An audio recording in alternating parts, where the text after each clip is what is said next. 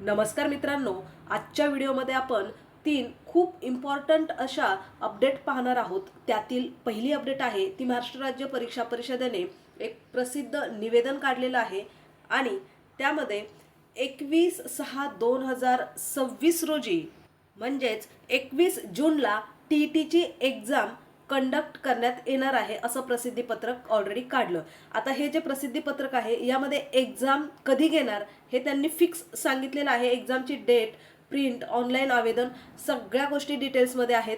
आता ही जी अपडेट आहे यामध्ये TETची एक्झाम कोणी द्यायची किंवा हा फॉर्म आता कोणी भरायचा, तर आत्तापर्यंत बघा 2017चा एक नियम वेगळा होता, 2022च्या याच्यात नियम वेगळा लावण्यात आला आणि आता सुप्रीम कोर्टने एक जजमेंट दिलेलं आहे TET किंवा CTETच्या बाबतीत.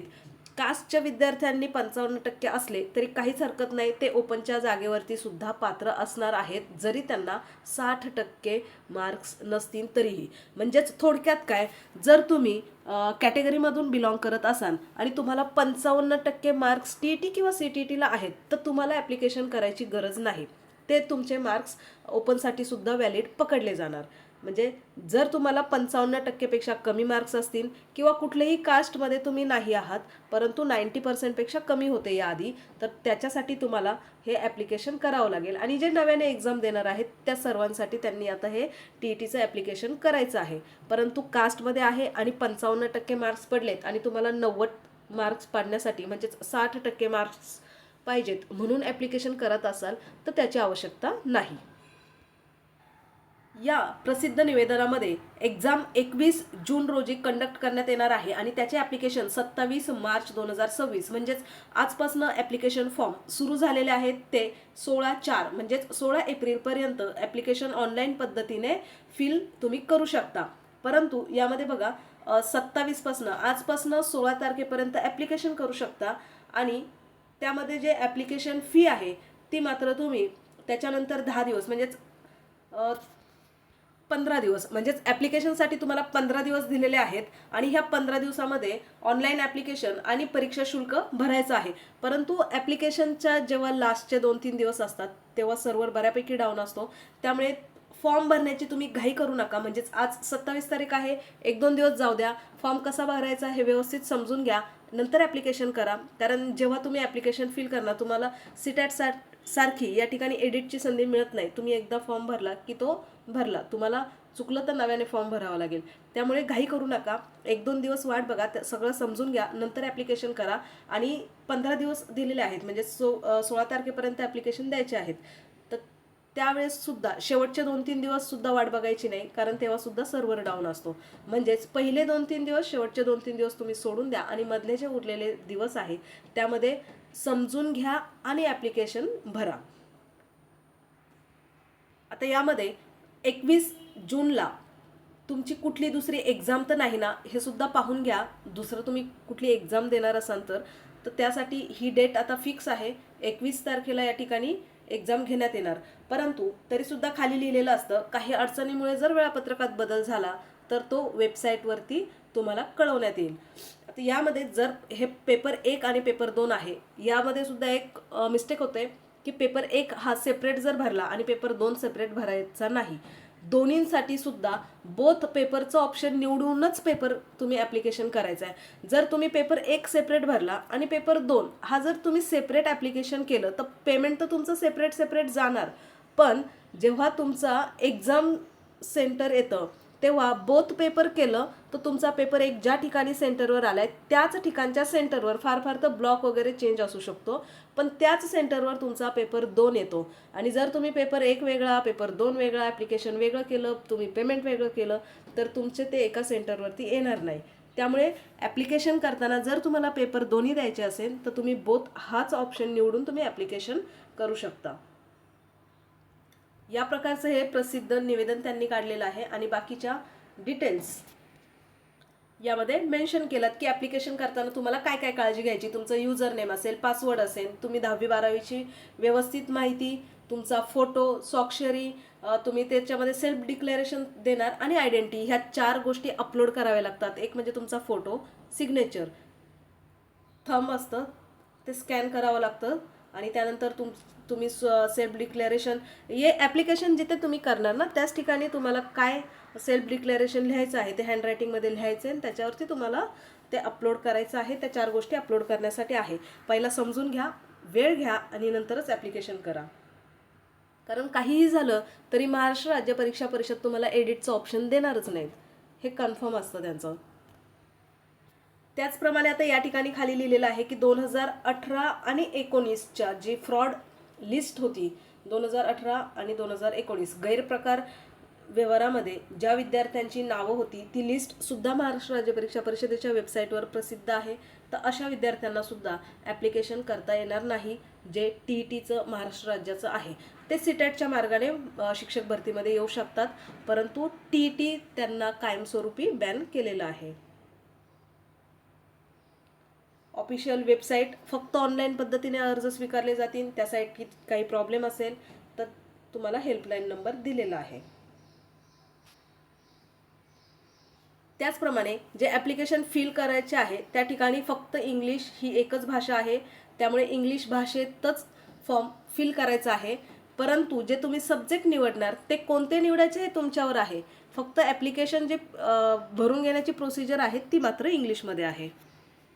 त्याचप्रमाणे आपण आपली दुसरी महत्त्वाची अपडेट ती म्हणजे आहे बिंदू नामावली संच मान्यता जे रोस्टर तपासणी आहे त्या संदर्भात आहे.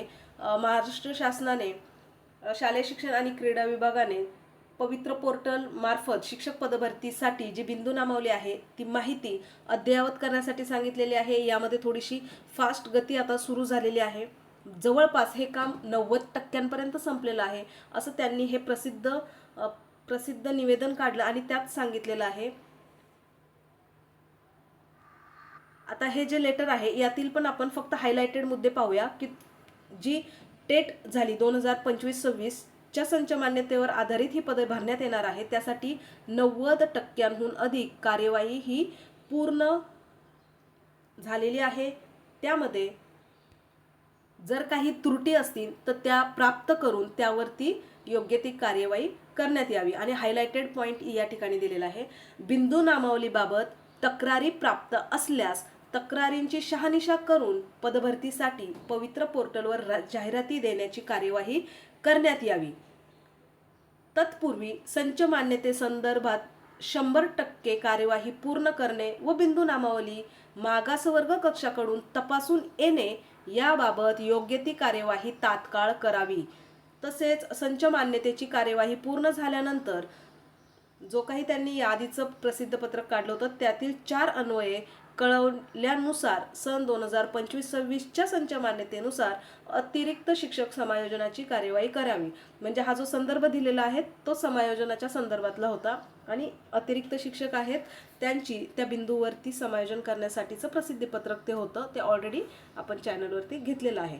म्हणजेच खूप महत्त्वाची अपडेट आहे ही, म्हणजे पवित्र पोर्टलच्या माध्यमातून आता कार्यवाही जागा अपलोड करण्याची कार्यवाही करण्यासाठी सांगितलेली आहे. आणि त्यापूर्वीची जी प्रोसिजर आहे इथे ह्या 5 हायलाइटेड लाईनमध्येच ही इन्फॉर्मेशन सामावलेली आहे की ती कार्यवाही पूर्ण करण्यासाठी सांगितलेली आहे.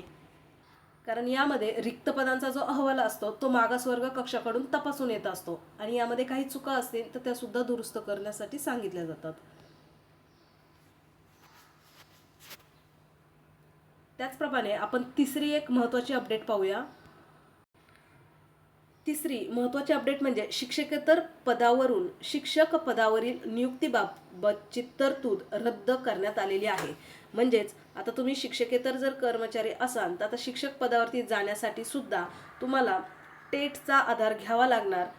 प्रस्तावनेमध्ये अतिशय कमी याच्यात आपण पाहूया की राज्यात शिक्षक अभियोग्यता बुद्धिमत्ता मापन चाचणीत प्राप्त गुणांच्या आधारे पवित्र पोर्टलमार्फत शिक्षक पदभरती 2017 पासून शासनाने सुरू केली आणि हा विचार याआधी सुद्धा मांडण्यात आला होता.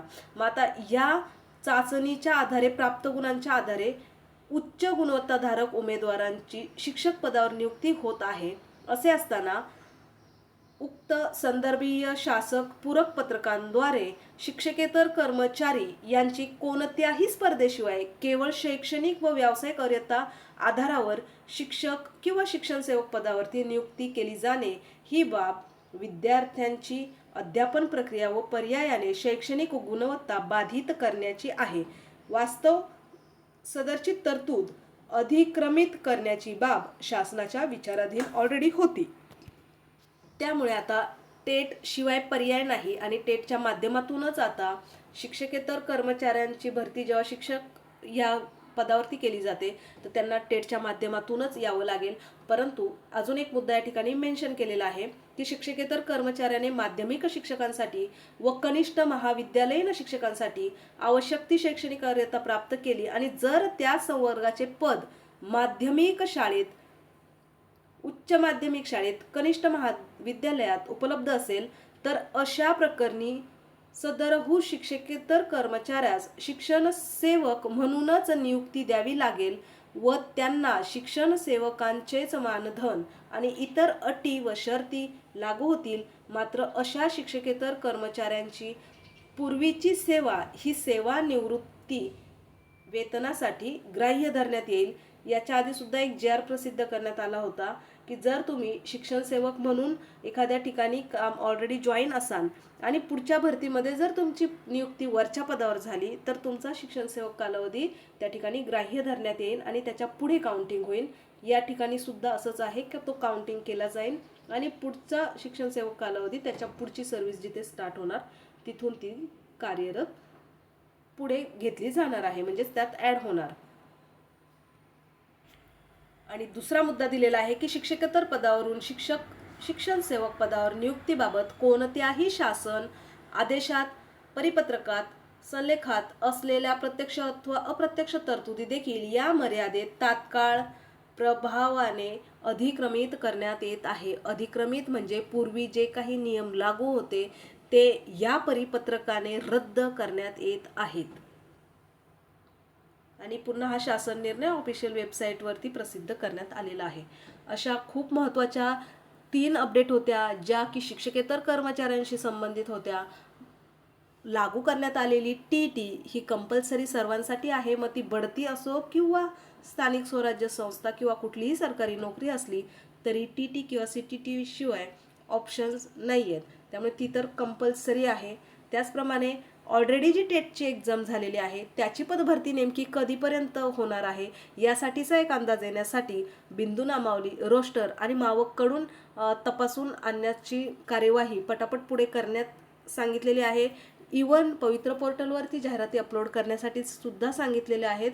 परंतु त्यासाठीची जी आधी प्रोसिजर असते ती पार पाडण्यासाठी देखील सांगितलेली आहे. अशा 3 महत्त्वपूर्ण माहितीसोबत आजचा व्हिडिओ या ठिकाणी थांबवूयात.